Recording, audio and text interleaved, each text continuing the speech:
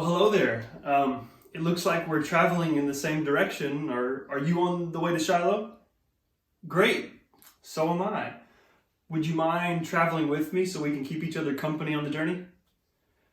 Great.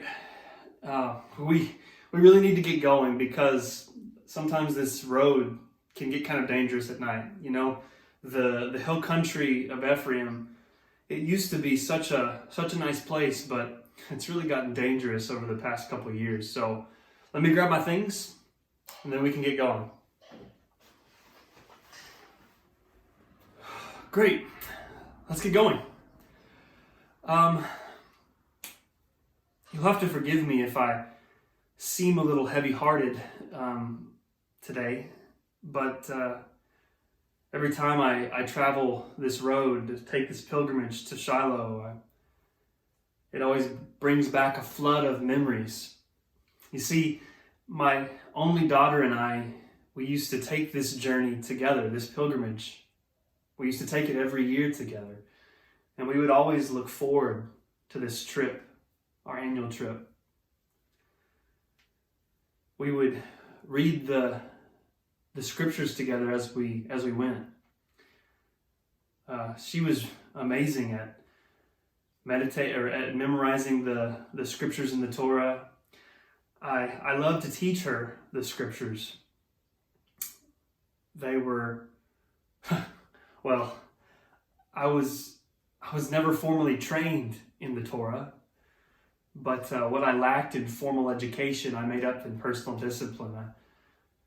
I used to study the words of the Mosaic law like they were life to me.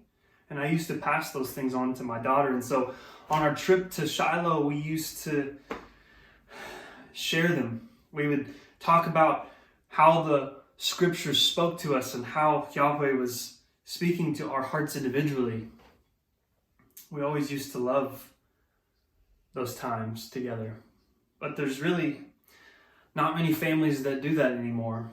And there's not very many people that take the pilgrimage to Shiloh to worship at the tabernacle. You see, people really they don't really acknowledge the Lord anymore. They don't really care to keep our religious ceremonies, and it's sad because I think it's a big reason why, and many people don't share this same opinion, but I think a lot of the spiritual compromises that we've made as a nation have led to the consequences that we see today. Gosh, there's so much violence and deception and corruption and rape and even war that we see all around us today. And I think a lot of it has to do with the fact that we've compromised spiritually.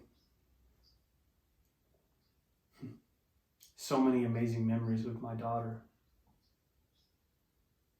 But it also grieves my heart that our nation has gotten to where it is today. You see, it hasn't always been like this. My grandfather used to tell me stories of how generations ago, during the time of Joshua, actually, you may have heard of our leader Joshua. It was several hundred years ago, and he was the man that took over after Moses delivered us from the hand of Pharaoh. Joshua took over the leadership of our nation, and he led us into Canaan. We like to call it the Promised Land, the land flowing with milk and honey, the land that you see all around you today. In those days, the Lord said, I will give you the Promised Land. The Lord said, I'll allow you to live in this place forever, and I'll protect you from your enemies under one stipulation, that you never bend your knee to another god, and that you always follow the Mosaic law.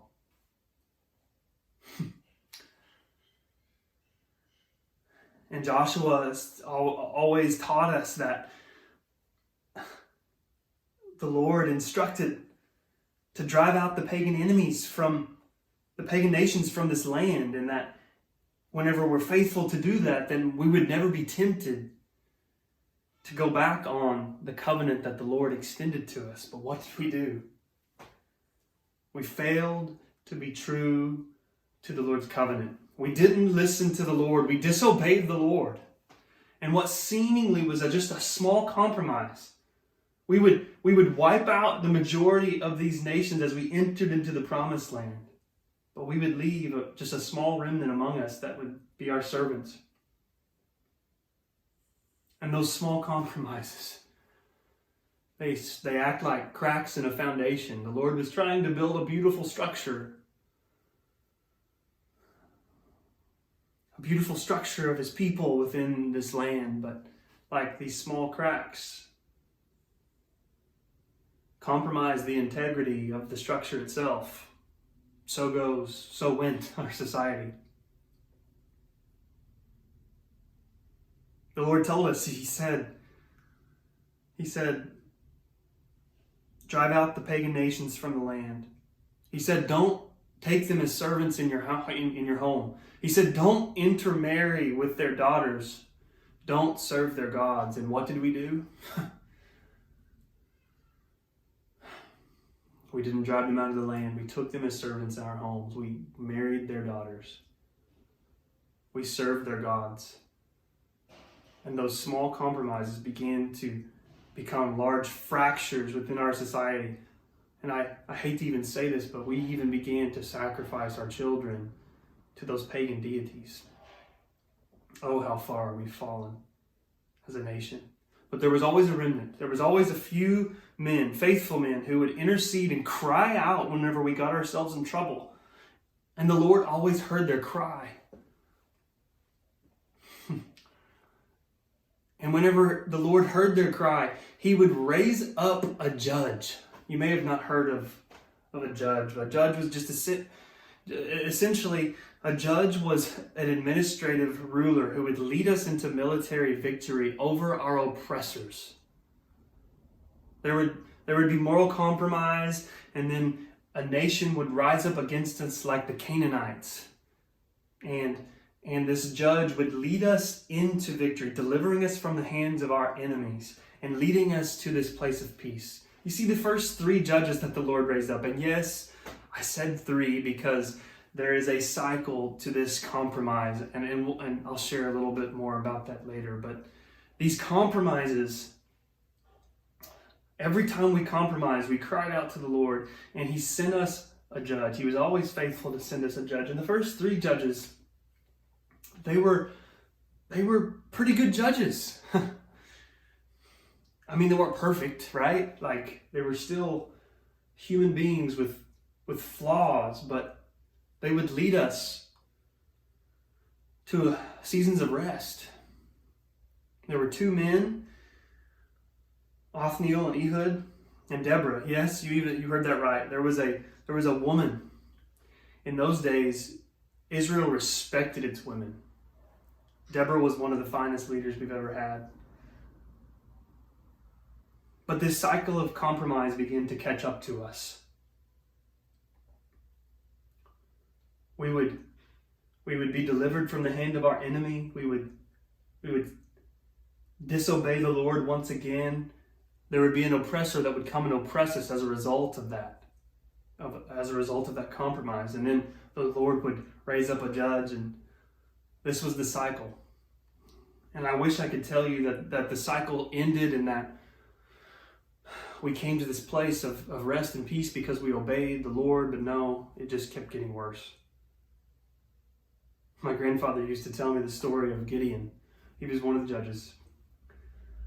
And this is where the story starts to get a little worse. You see, the moral compromises that were existing among the people begin to actually be seen within the hearts and the lives of the leaders themselves. Gideon, for example, my grandfather always used to say he was a coward of a man. But the Lord used him anyway, as He does all of us. But he was a coward of a man, yet the Lord used him to deliver us from the hand of the Midianites. And after his military conquest and delivering us from the hand of the oppressive nation of Midian, he constructed an ephod out of the spoils of war, the earrings and the necklaces that we stole from Midian. He constructed an ephod and he placed it in this prominent place as a memorial to the victory. And rather than that thing becoming a memorial that pointed us to our true deliverer, Yahweh, it began to be a stumbling block, an idol that the nation of Israel began to worship. And then Gideon himself even began to compromise spiritually as he looked upon that ephod and he began to think that that was the thing that delivered us from the hand of the Midianites. We began to slip into idol worship.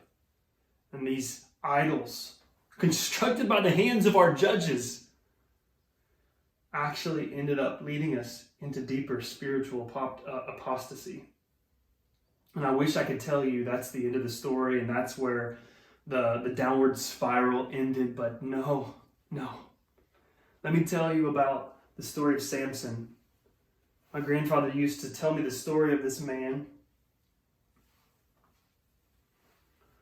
I actually get a little flustered and frustrated every time I think about Samson because he was anointed and appointed from birth in his mother's womb to save the nation of Israel from her oppressors. And he gave Samson this supernatural strength by the Spirit of the Lord. He gave Samson this strength, but what did Samson do with it? He used his cunning wit, his handsome face, and his strong arms to seduce the women around him. He seduced foreign women. He seduced prostitutes, and eventually the deception of a woman led to his downfall. And as the father of a daughter, it breaks my heart that I began to see the moral compromises, the sexual promiscuity began to emerge within the midst of our spiritual leaders. This was our judge. This was the man that was meant to deliver us from the oppressive nations around us. And what was he doing? He was sleeping and seducing he was sleeping with women and seducing them, using the very thing the Lord gave him to get whatever he wanted from our daughters. What do you expect whenever you see your moral leaders, your spiritual leaders begin to engage in acts of sexual promiscuity? If this is happening out in public, everyone knew what Samson was doing. If that's happening out in public, then what's happening behind closed doors? And again, I wish I could tell you that was the bottom of the spiral, but there is a final story that I do want to tell you. This story is terrible, it's tragic, and it's disgusting. In fact, I resist even telling you the story, but I'm a big believer in owning our corporate sins and confessing and acknowledging what we've done wrong so that the Lord can heal us. You see, the moral compromises that we saw within our political leaders began to show up within our religious leaders. There was a Levite, yes, a Levite, the very men who were appointed, who were consecrated to take care of the things of the tabernacle.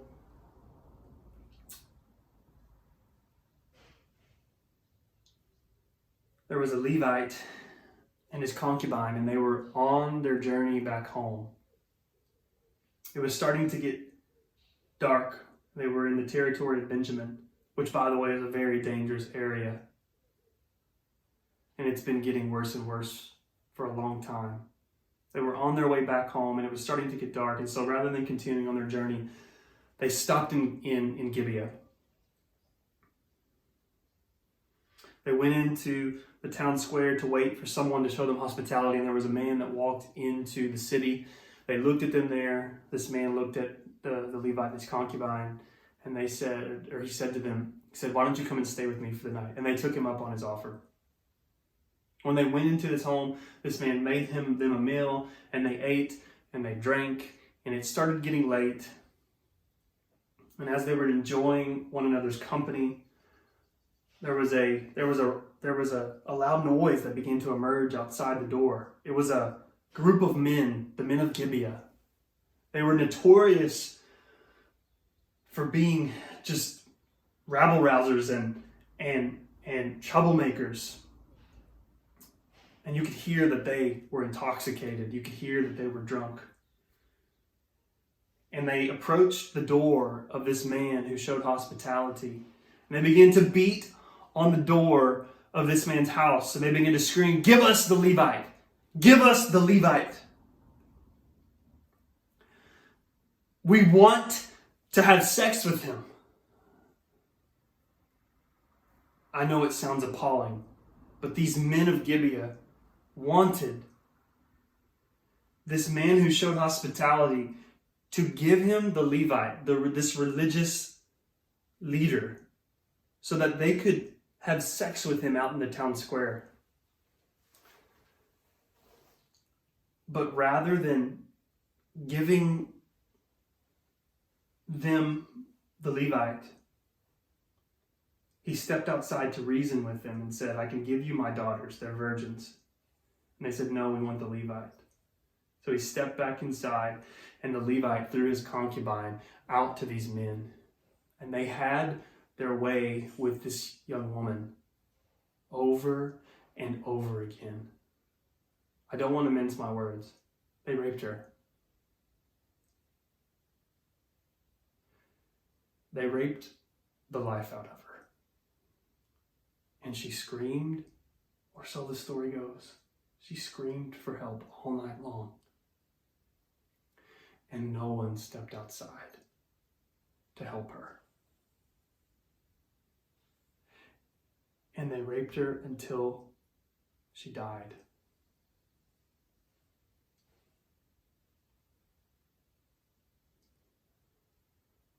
Where has the righteousness gone? Where have the good men and women of this nation gone?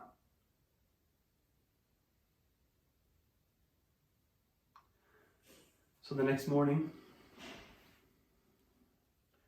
after the Levite wakes up from, I don't even know how he slept that night. He wakes up and steps outside, and he sees his concubine laying there, dead on the threshold of the door. Picks her up, saddles her on his animal, and begins the trek back home. And when he gets home, I know this sounds grotesque, but he begins to chop her up, and he chops her up into 12 pieces. And he puts the pieces of her body on different animals and sends them out to the 12 tribes of Israel to put on display the evil act that had happened in Benjamin that day. And as the elders got wind of what had happened, they were enraged, as they should have been, and they began to assemble an army. And they declared war on Benjamin, the tribe of Benjamin.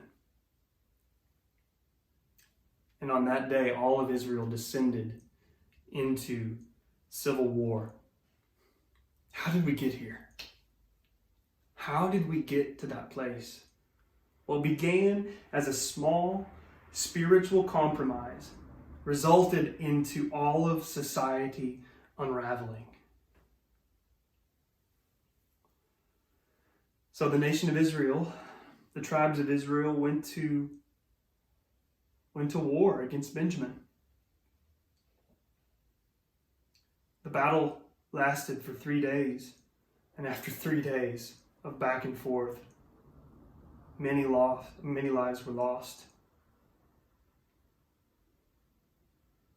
the tribe of Benjamin was almost completely destroyed. All of their women, all of their children were dead. Only 600 men who fled from the battle to the rock of Rephidim. Only 600 men from the tribe of Benjamin were left alive. And the elders of Israel, they reassembled at Mizpah, and they began to weep because on one hand, they did what they set out to do. On the other hand, they realized that one of the tribes of Israel would be wiped from the face of the promised land. And they begin to reason among themselves. What should we do? We must find wives for these men of Benjamin, or the tribe of Benjamin will forever be erased from our land. And so they summoned 400 women from Jabesh Gilead to be their wives, but they still kind of came up short. They needed more women to give to these men.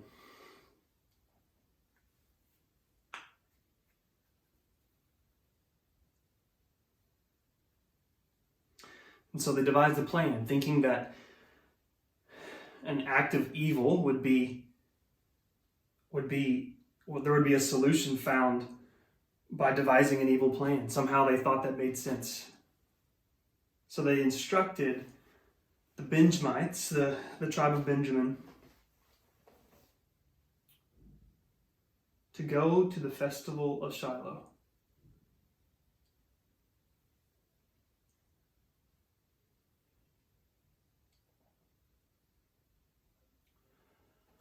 I'll never forget that day.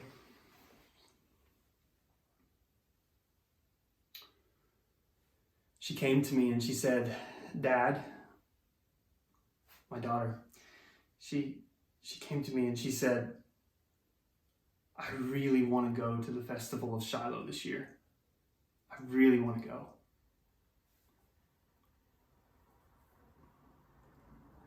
At first I said, I know that we've been there several times. You've seen the women dancing through the vineyards. I know you've seen their dresses and you've desired to go and join the festival, but I just don't know if I can let you go. It's getting so dangerous. But she looked at me, she said, "Dad, I'm getting old enough, and you've always said one day whenever I come of age, I can go." And she was right.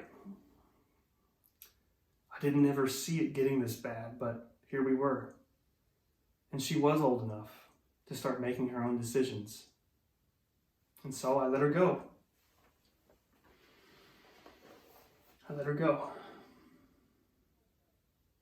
But I let her go under one stipulation. I said, "You can't go alone. You have to take some friends with you." And so quickly she goes and she grabs a couple of her friends and they begin to plan their journey to go to the festival at Shiloh and be among the young women who danced among the vineyards in celebration of the festival.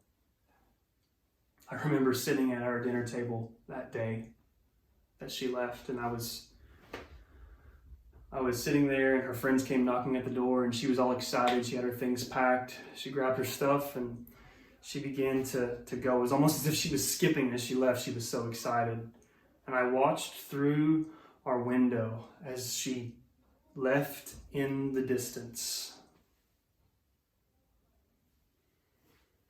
And that was the last time that I ever saw her.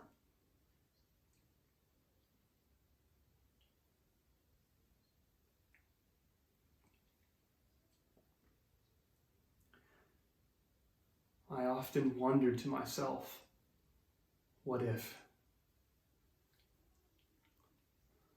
What if I had handled things differently? And I often wake up in the middle of the night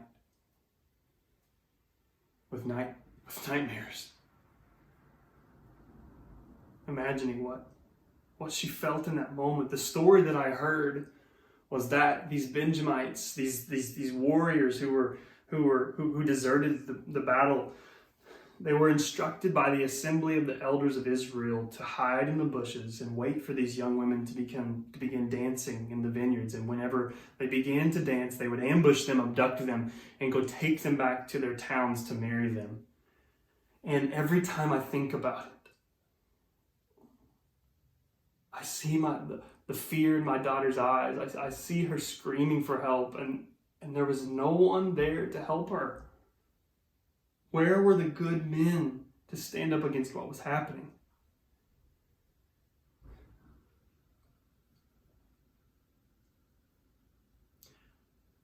I, along with several other fathers and brothers, took our protest of this instruction to the assembly of the elders at Mizpah. We were so angry. The whole time we were journeying to Mizpah to go and offer our protest, we were so angry, and we were rehearsing in our minds what we were going to say to these supposed elders or leaders of the nation of Israel. I was one of the first ones to speak and offer my protest. I said, "Are you just going to let these men take our daughters? Are you not going to do anything? Are you not going to hear our cry?" And they said, "Sir, please, be sympathetic. Please be sympathetic. These daughters will preserve the tribe of Benjamin for the next generation." And I said, "Do you take into consideration at all what I'm going through right now? You want me to be sympathetic? I'll never get to give my daughter in marriage. I'll never get to see my grandchildren grow older. I'll never even get to see my daughter again. And I'm supposed to be sympathetic?" No. But you see, this is what happens. This is what happens whenever you allow spiritual compromise to run its full course.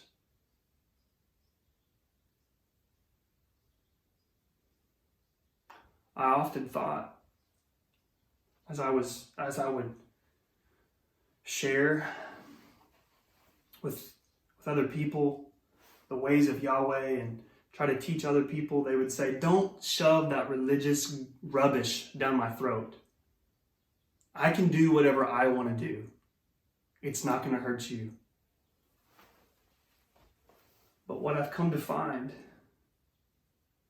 is that the spiritual compromises of others actually do affect us as a people.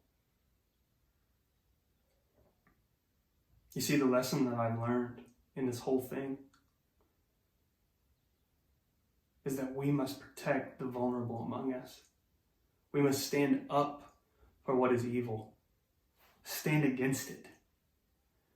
And we must teach people the righteous ways of Yahweh. It's almost as if this assembly of elders did whatever was right in their own eyes, and I was just left to fend for myself.